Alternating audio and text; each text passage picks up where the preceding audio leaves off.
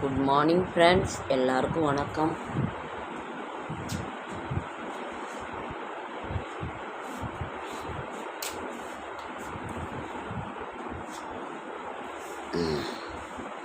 Friends எல்லாருக்கும் வணக்கம்.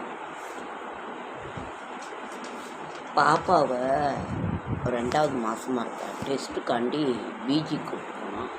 அப்புறம் ஆதியா ஃப்ரெண்ட்ஸ் வயிறு வலிக்குதுன்னு சொல்லிட்டு இருந்தோம்.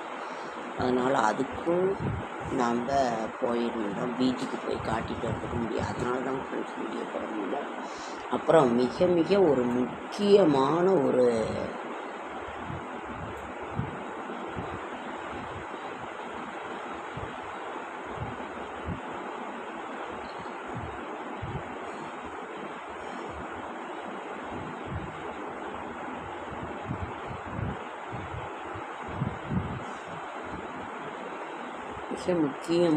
ஒரு நாள் பௌர்ணமி வருது. பௌர்ணமி என்னைக்குன்னா புதன்கிழமை மிக மிக நிறைந்த ஒரு நாள்.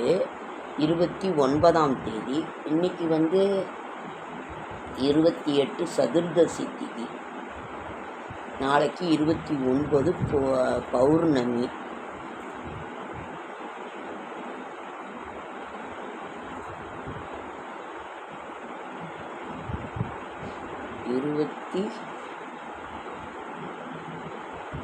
சங்கரன் கோவில் கோமதி அம்மன் தேர். சங்கரன் கோமதி அம்மன் தபஸ், ஆடித்தபஸ்னா ஹரியும் ஹரனும் ஒன்றே என்று நிரூபித்த அந்த ஒரு நாள். மிக மிக ஒரு நல்ல நாள். ஆடி பௌர்ணமி. ஆடி அமாவாசையும் விசேஷம், ஆடி பௌர்ணமியும் ரொம்ப விசேஷம். நாம் மிக மிக ரொம்ப ஒரு நல்ல நாள் பௌர்ணமி. அதே மாதிரி ஃப்ரெண்ட்ஸ், திருவண்ணாமலை கிரிவலம் போகிறவங்க போங்க, தயவு செஞ்சு போங்க. பௌர்ணமி நிறைந்த நாள் நல்லா ஆரம்பிங்க, எல்லாம் செய்யுங்க. ஆனால் தயவு செஞ்சு இப்போ இடுக்கு பிள்ளையார்னு ஒரு இதில் சிக்கி ஒருத்தர் இறந்து. தயவு செஞ்சு தெய்வத்தை கும்பிடுங்க. நீங்களாக ஒரு மூட நம்பிக்கையை வச்சு இது பண்ணாதீங்க. அதை வெளியிருந்து சுவாமியை பார்த்தாலே போதுமானது. உள்ளே போய் உங்கள் உடம்பை எந்த தெய்வமுமே உங்களை கஷ்டப்படுத்தி வாங்க போங்கன்னு சொல்ல. தயவு செஞ்சு போகிறவங்க கிரிவலம் போங்க, சாமியை பாருங்கள், தெய்வத்தை நினைங்க சொல்லுங்கள். ஆனால் தயவு செஞ்சு இப்படி பண்ணாதீங்க. மனசு ரொம்ப பொழுதுக்கு பாருங்கள், டெய்லி நியூஸு. அந்த அவ்வளோ குண்டாக இருக்காங்க அந்த அம்மாங்கள்லாம், அப்படி உள்ளே வெளியே வர முடியாமல் ஆளுங்களும். எதுக்காக இப்படி நீங்கள் செய்கிறீங்க? தயவு செஞ்சு இதெல்லாம் செய்யாதீங்க. சாமியை கும்பிடுங்க. அன்னைக்கு ரொம்ப கூட்டமாக இருக்கும் பௌர்ணமிங்கிறதுனால தான் அந்த மலையே சிவபெருமான் காட்சி தராரு. அங்கே ஒரு இடத்துல இருந்து படுக்கும்போது ஜடாமுடியோட சிவபெருமானே காட்சி தராரு. ஆனால் அதெல்லாம் போயிருக்கேன், பார்த்துருக்கேன். அதனால் தயவு செஞ்சு மனசில் தெய்வம் இருக்கணும். யாருக்கும் எந்த கஷ்டமும் கொடுக்கா, யாருக்கும் எந்த தீங்கும் பண்ணாமல் நம்ம பாட்டுக்கு அமைதியாக இருந்தாலே அதுவே ஒரு இது. அதனால் நீங்கள் தயவு செஞ்சு குளிச்சுட்டு முடிகிறவங்க சாப்பிடுங்க, முடியாதவங்க இது பண்ணுங்க. வயசானவங்க, கர்ப்பிணி பெண்கள், இந்த மாதிரி ரொம்ப உடம்பை வருத்தி நீங்கள் செய்யாதீங்க. மனசில் நிம்மதி, அமைதி, அதை தான் நம்ம கொண்டுட்டு வரணுமே தவிர இதை காண்டி ரொம்ப ஒரு இது பண்ணாதீங்க. கஷ்டமாக இருக்குது மனசு. அதனால் பௌர்ணமி நாளே ஆடி மாதம் 14ஆம் நாள் ஆகிப்போச்சு. ஆடி தள்ளுபடிக்கெல்லாம் துணி எடுத்தீங்களா, போனீங்களா, வந்தீங்களான்றதை கமெண்ட் சொல்லுங்கள். தீபாவளிக்கு கொஞ்சம் ஆடி இதை எடுத்துக்கோங்க. நாங்கள் அதனால் நீங்களும் கொஞ்சம் எடுங்க. நாங்கள் இன்னும் போகல, ஹாஸ்பிட்டல் போயிட்டு இங்கே அங்கே வர உடம்பே ரொம்ப முடியலைங்க ஃப்ரெண்ட்ஸ். காலெல்லாம் எரியுது. சுகர் இருக்குதுங்கிறாங்க. அது என்ன சிம்டம்ஸ் எனக்கு தெரியல. ரொம்ப ஒரு மாதிரியாக இருக்குது, பயமாக இருக்குது. ஹாஸ்பிட்டல் போகணும். நீங்களாம் என்ன பண்ணீங்கிறத சொல்லுங்கள், கமெண்ட் பண்ணுங்கள்.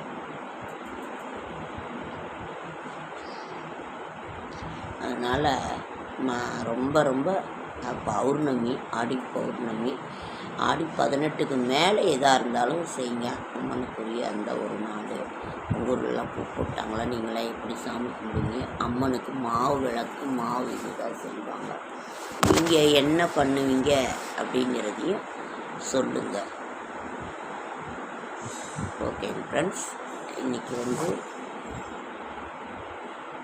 29ஆம் 29ஆம் தேதி வந்து பௌர்ணமி. இரவு 8:59க்கு தொடங்கி மறாவது நாள் 10 வரைக்குமே இருக்குது. அதனால் கிரிவலம் ரொம்ப கூட்டமாக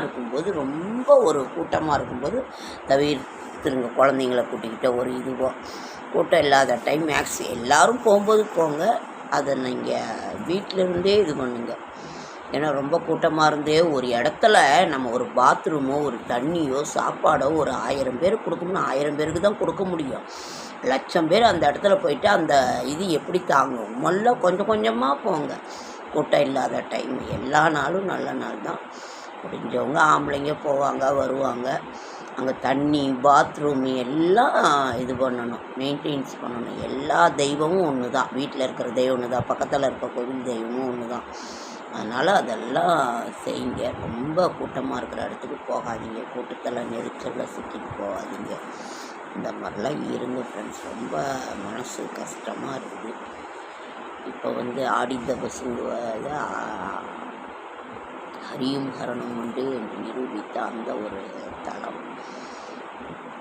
என்ன சொல்கிறது என்ன பண்ணுறது ஒன்றும் புரியலை.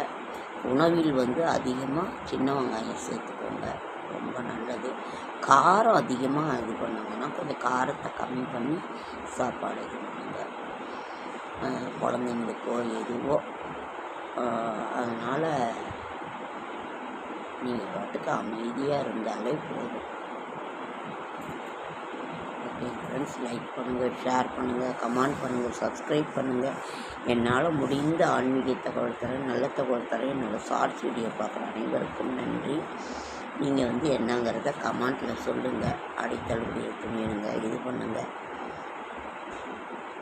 சின்ன வெங்காயம் கீரைலாம் உடம்புக்கு சேர்த்துக்கோங்க. வாரத்தில் ஒரு நாள் சிறுகீரை, அரைக்கீரை, முளைக்கீரை, வெந்தயக்கீரை இதெல்லாம் சேர்த்துக்கோங்க.